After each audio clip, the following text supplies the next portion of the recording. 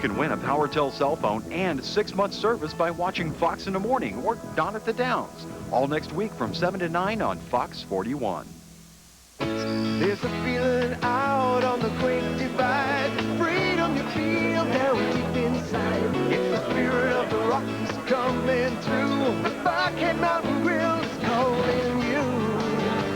Buckhead Mountain Grill serves lobster cooking with an afternoon. Buckhead's roots are in the Rockies, mile high from in the air. Come taste the Rockies. You're seeing betting, restaurant betting all around you.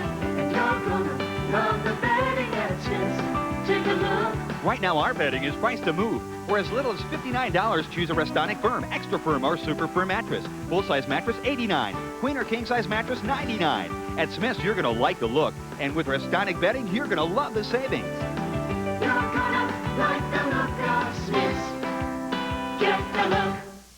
The Marketpro Computer Show and Sale this weekend only. Saturday and Sunday in Louisville. Computers under $300, printers under $50, software under $5. Unbeatable prices on new, used, and closeout computer products with over 40 local, regional, and national dealers. Microsoft, Hewlett, Packard, Intel, Canon, plus books, accessories, and more. The best selection up to 80% off at the biggest computer sale ever. The Marketpro Computer Show and Sale. This Saturday and Sunday at Kentucky Fair and Expo Center in Louisville.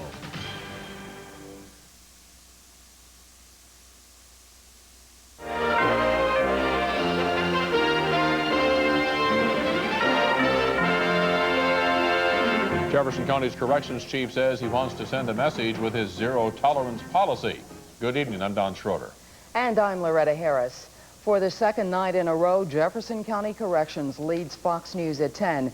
Today in Lexington, there were opening arguments in the trial of a former Jefferson Corrections guard on trial for the murder of an inmate. In Louisville today, we find out 9 corrections officers were recently fired. We start tonight's coverage with Stephanie Collins outside Metro Corrections. Stephanie, what's the latest? The recent firings are for infractions that may have been overlooked in the past. However, no one was fired for an excessive use of force. Inside the Jefferson County Jail, inmates aren't the only ones being watched, aren't the only ones being disciplined. I guess in the last month or so, I mean, for major policy violations, maybe on and off the job, I mean, we've terminated anywhere from 8 to 10 staff, okay? So therefore, we police ourselves very well, and we are about the business of corrections. It's a new zero-tolerance policy initiated by the chief. An unprecedented number of recent firings, according to Lieutenant Colonel Barry Green. Firings meant to send a message. We are no nonsense. We're serious infractions, and the sanctions will be taken. I think we're more consistent in our administration of discipline now. Officer Gregg Joyner has worked in the jail for 4 years. He's seen changes, has not seen alleged abuses of inmates, and while morale here is still low, says officers are now more responsible, held accountable. So I think the officers that we're getting in, more professional now, more, I think more highly better trained, as far as back in the day, sort of say. The training we got is a little bit more better now. When inmate Kenneth Splunge complained officers retaliated against him and used excessive force, Chief Michael Horton says he took immediate action and suspended the 4 officers allegedly involved. Others have recently been fired following internal affairs investigations. Yeah, we had contraband that was that an officer had brought into the facility, and he was monitored, okay? He was caught for promoting contraband. We've had another officer that actually, believe it or not, borrowed $300, okay, from an inmate. According to corrections, 9 have recently been fired, 3 for working in a bar. 1 fell asleep watching inmates. Another didn't show up for work. 1 officer borrowed money from an inmate, and another brought contraband to an inmate. All employees are now required to pass an ethics test and fully understand the code of conduct. And while allegations continue that excessive force is used against inmates, Horton says cameras throughout the facility are watching.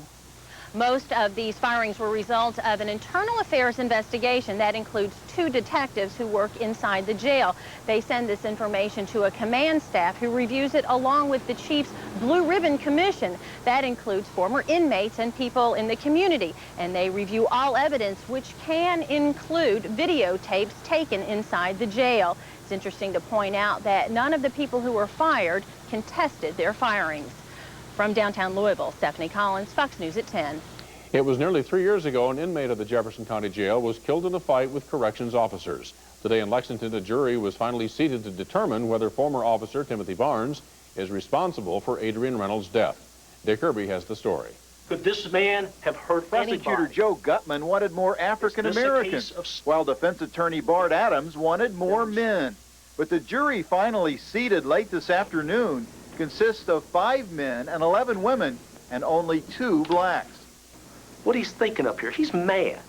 He's mad because this little punk inmate won't give him the sheet. In his opening statement, Prosecutor Gutman claimed that jail inmate Adrian Reynolds died because his strange behavior angered corrections officer Timothy Barnes. Gutman told jurors Barnes was out of control when he entered Reynolds' cell and out of control when he ended the violent struggle, which eventually involved 5 other officers. Takes his foot, does it a couple of times. Mr. Reynolds had been acting crazy. He had been screaming stuff like, "They think I'm a homosexual. They're going to kill me." Defense attorney Bart Adams told jurors his client risked injury to try to save a suicidal inmate, and he insisted Timothy Barnes is not guilty of murder. So my client, who Mr. Gutman would have you believe was exhibiting extreme indifference to the value of human life, decides I'm not going to let him kill himself. I'm going in that cell. Because there is a severe courtroom shortage in Fayette County, Judge Shake has promised this trial will end by November 9th. The schedule includes a trip to Louisville on Friday so that jurors can visit the cell block where Adrian Reynolds died. In Lexington, Dick Kirby, Fox News at 10. There is a new nationwide push to end domestic violence, and it is getting its start right here in Louisville. The new tool, the start of the Mary Byron Foundation, announced today. The organization will provide innovative support. The group will focus especially on education and prevention. The new foundation was started by Aprice, a Louisville company which notifies victims when their attacker has been released from prison. We will involve people from the judiciary, legislature, criminal justice, and victims advocates, and ask them to dream ways to end this intergenerational cycle of violence. The Mary Byron Foundation will be the preeminent private partner in the fight to stop the violence. And while we know it won't happen overnight, this foundation is committed to working to change the face of domestic violence in the United States. The VINE service, or Victim Information and Notification Every Day, was devised as a direct result of Mary Byron's death. Byron was murdered in 1993 by a former boyfriend who was serving jail time after assaulting her. He was let out of prison just weeks before the killing. A Louisville police officer who is the son of a retired circuit judge will be arraigned Thursday on a 4th-degree assault charge from an alleged domestic violence incident. Officer Kirby Show was arrested last night. It is his first arrest, but not the first case of alleged domestic violence. Susan Sweeney reports. 33-year-old Kirby Show was arrested at his Bachman Drive home about 5 yesterday. Officers came here after a very upset Nicole Show went to the police department asking for help. According to the police report, she accused Show of slapping her, throwing her to the floor, and kicking her. There was enough sufficient evidence at the scene to believe that domestic violence had been committed, assault 4th degree, and the arrest was made from that. This is not the first time that Show has been accused in a domestic incident. 4 years ago, a domestic violence order was taken out against him, and at that time, he was trying to become a Louisville police officer. Shobe, the son of retired Judge Benjamin Shobe, was named in a 1996 domestic violence order from a prior relationship. It states that on November 14th in 96, the respondent, or Shobe, destroyed the petitioner's kitchen with a golf club. It also says the petitioner states that Shob told her 10 times he was going to kill her and that she was afraid of him. In family court a few months later, though, the order reads, dismiss previous EPO at petitioner's request, specifying that the respondent, Shob, is trying to be a police officer. Shob was also warned of court action in the event of future bad acts.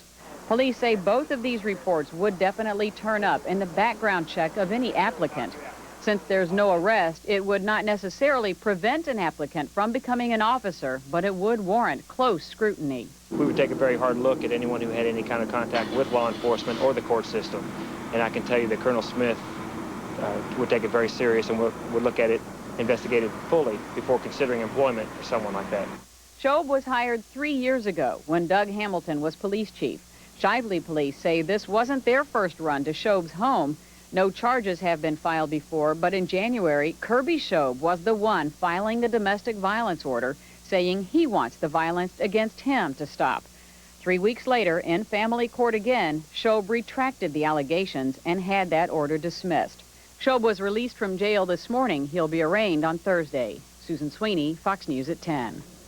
Kirby Shob is currently suspended with pay, but he turned in his gun and badge and was relieved of his arrest powers. He's also the subject of an administrative review, while Shively police handle the domestic violence case. The trial of a Murray State University student accused of murder and arson in a 1998 dorm fire will begin next year.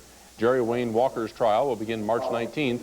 Walker's trial has been moved to Hopkinsville because of intense media attention focused on the fire, which killed one student and seriously injured another. The early morning fire broke out in Hester Hall, September 18th, 1998. Back in Kentuckiana tonight, a Louisville woman sits in jail. Her crime, stealing hundreds of thousands of dollars from Baptist East Hospital. Today, she found out her punishment for the conviction. Jackie Hollenkamp joins us with the story. Jackie, it was an emotional day in the courtroom, wasn't it? Yes, it was, Loretta and Don. Depression, family problems, and a previously clean record could not keep Jan Weston from spending some time in prison for her crime. Weston has been sentenced to 5 years for stealing nearly $500,000 from her former employer, Baptist East. But you have never heard an apology to this court. You've never heard an apology to Baptist Hospital. You've never heard her take responsibility for what's happened. What happened is that while working in the finance department of Baptist East Hospital, police say Jan Weston endorsed the hospital's insurance checks and deposited them into her own account. Checks totaling at least $490,000. Following an extensive investigation, Weston pled guilty to 2 felony charges. We needed to get justice on this, just to let people know you're not going to steal that amount of money and get away with it. You are sentenced to a term of 5 years on each. They will run concurrently for a total of 5 years to serve. I know. She was sentenced despite testimony painting Weston as an emotional and suicidal single mother of 3 who had no prior criminal record. It showed Ms. Weston to have very significant levels of depression and anxiety. Of somewhat lesser note was the finding of symptoms of a dependent personality. If you put on paper that she goes to the penitentiary and needs to get treatment, it'll follow it in the file. She's supposed to get treatment. In real life, frankly, I'm very skeptical, both as to the quality and duration of that. The prosecution says Weston's crime and apparent lack of remorse far outweighed personal issues to keep her out of prison. Where's the money? We don't even know where that money is. $490,000. $490,000 cash money is gone. And it's, I don't know if it's in shoe boxes at her house or I just don't know. No one's told us where the money is, and it's not coming back to us in any way. Weston has made restitution of $15,000 to Baptist East as part of her plea agreement. The hospital's insurance company has supplemented the balance. These were funds going into health care, funds of which, had we not recovered these funds, these costs would have been passed on again to the community would be picking those costs up.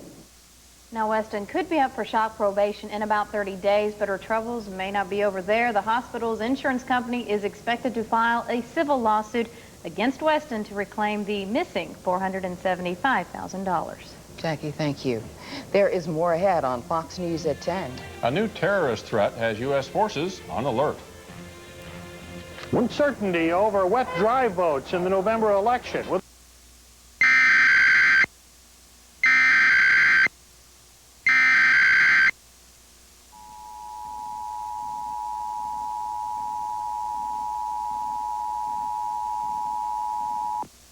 This is a required monthly test of the emergency alert system. If this were not a test, you would receive official information, news, or instructions. Broadcasters must now retransmit this test in accordance with EAS procedures. The following data transmission will conclude this test.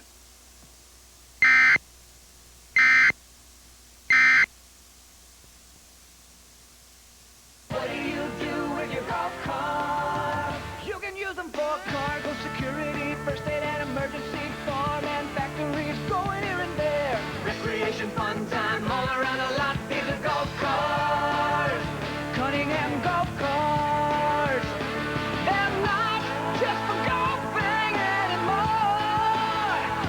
Cunningham Golf Car Company. What do you do with your golf cart? I heard that Eleanor Jordan supports this White House prescription drug plan for seniors. What happens to the good prescription coverage I already have through my company retirement? They say I could lose it and be left with this government plan that may cost more and have fewer benefits. And who's going to run this big government plan? Will some bureaucrat be telling me what kind of medicine I can have? Tell Eleanor Jordan to stop scaring seniors. Stop supporting the White House prescription drug plan. Oh, you got a lawyer. The law offices of Gary Becker. No one said we couldn't settle this one. If you see news happening, call the Fox News at 10 tip line at 561-7711 or send email to news@fox41.com.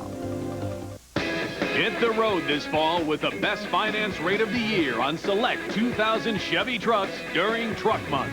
Now, get 0% APR financing for 60 months on Chevy S10 and Blazer 4-door. That's up to $3,900 in finance savings on S10, up to $5,600 in finance savings on Blazer. Hurry, Truck Month ends October 31st. Get 0 APR on S10 and Blazer 4-door. See your Chevy dealer now. As a flight officer in POW in Vietnam and a businessman back here in Indiana, I think I've learned something about character and leadership.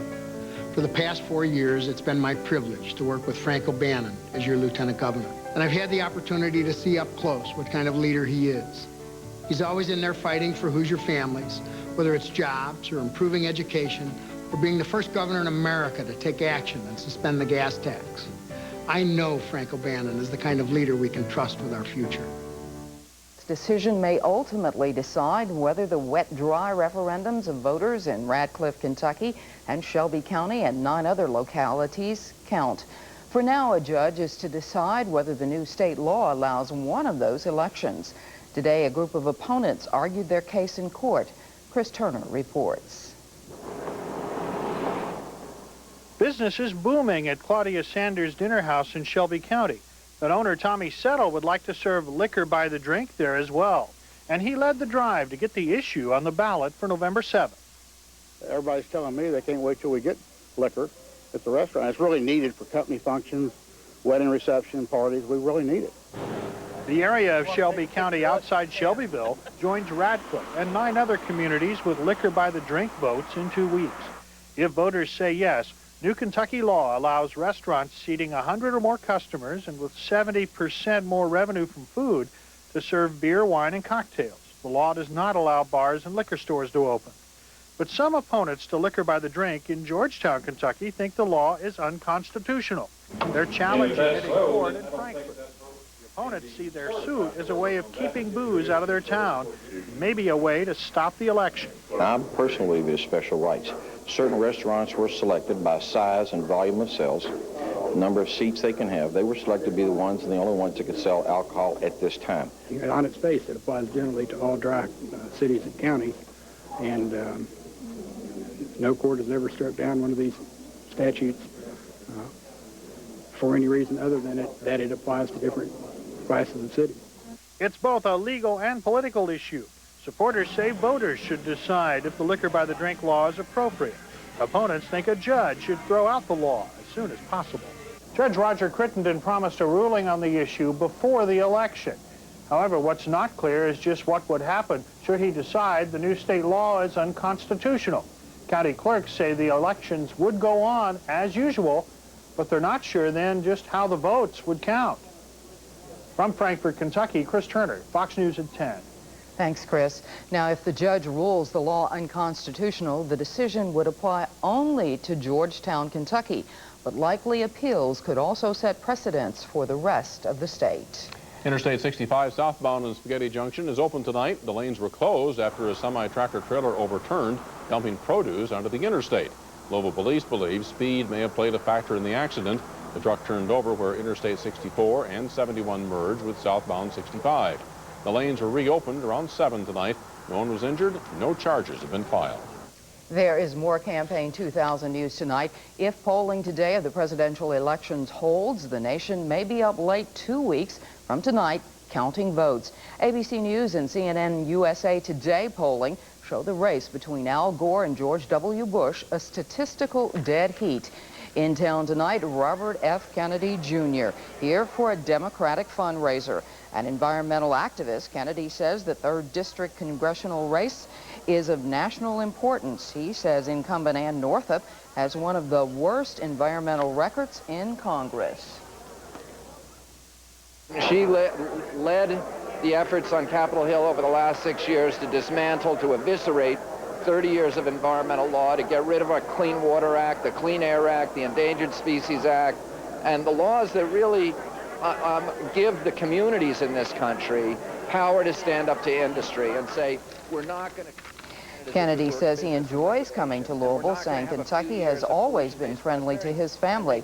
He believes Democrats are better at getting out the vote and will win the White House and retake the U.S. House of Representatives. Democrat Eleanor Jordan is seeking the 3rd District seat. Later in this news hour, more on Campaign 2000 and the presidential race. The nation's largest business advocacy group endorsed Republican Ann Northup for re-election to Kentucky's 3rd District congressional seat. The U.S. Chamber of Commerce says Northup has the interests of small businesses in mind, and those interests are reflected in her votes. Eleanor Jordan's stand on such issues brought only criticism from the group.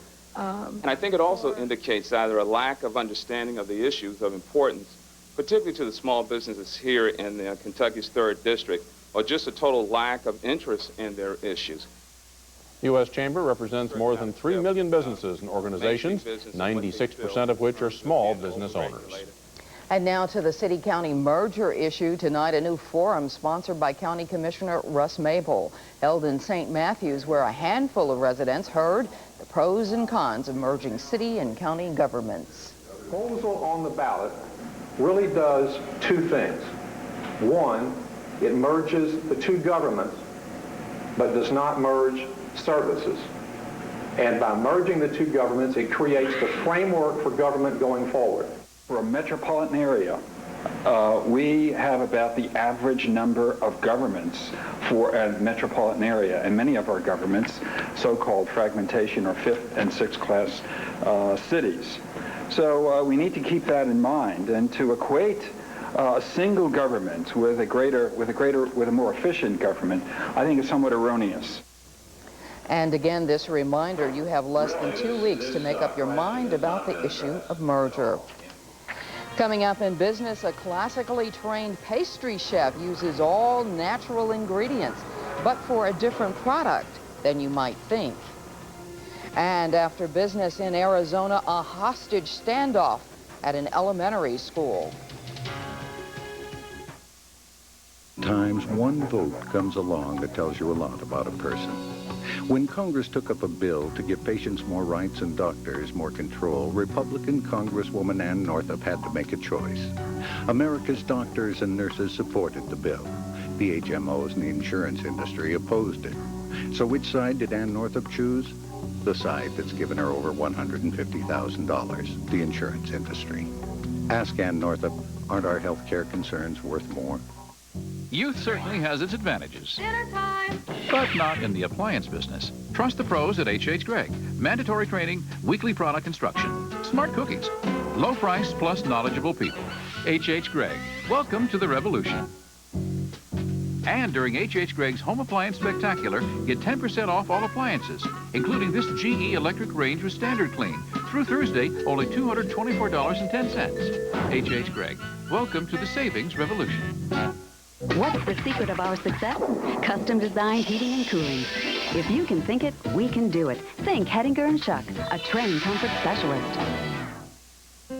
we'd be proud to have Eleanor Jordan represent all of us in Congress. I've watched Eleanor in the General Assembly. She stood up for better schools, health care, and retirement security. Eleanor Jordan knows how to work hard and get things done. I came up the rough side of the mountain. I've worked hard all of my life, and life has taught me who I am and what I stand for. In Congress, I'll stand up for working people. Give Eleanor a chance. She's earned it. This portion of Fox News at 10 is sponsored by the Kentucky Lottery. Somebody's gonna win. Might as well be you.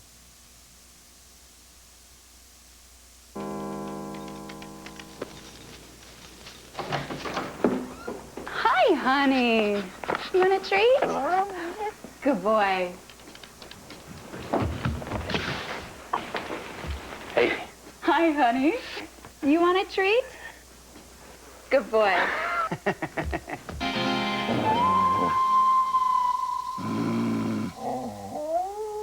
Kentucky Lottery scratch-offs. Put a little play in your day.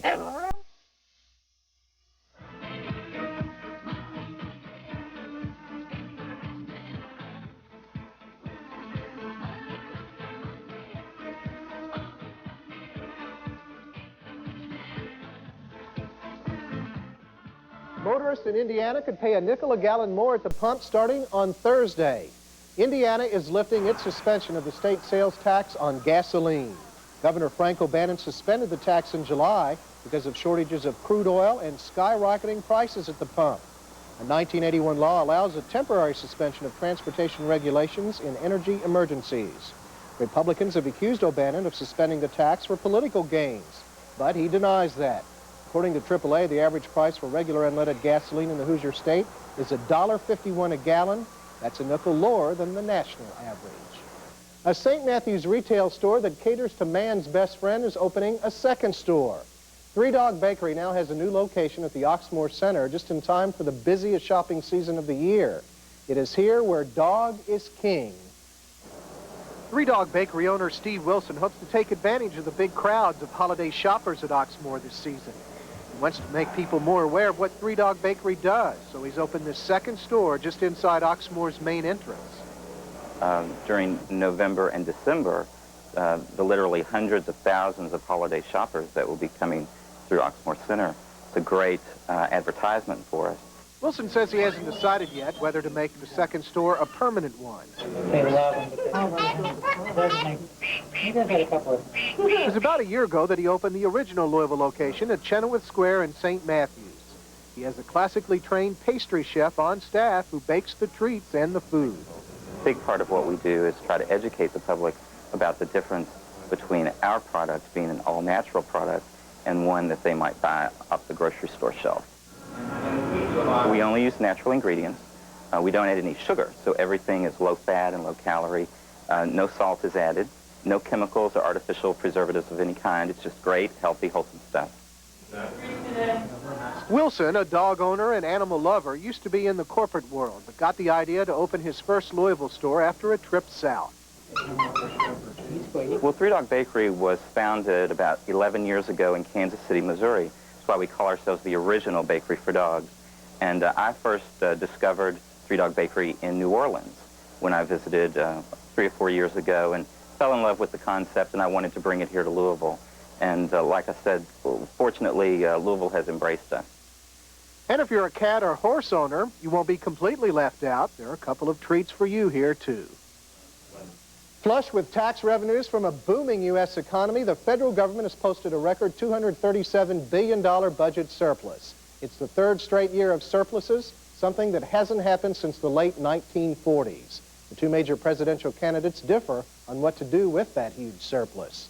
Blue chip issues turned in a strong showing, but weakness in the technology sector made for another mixed performance on Wall Street today. Here's a look now at tonight's numbers.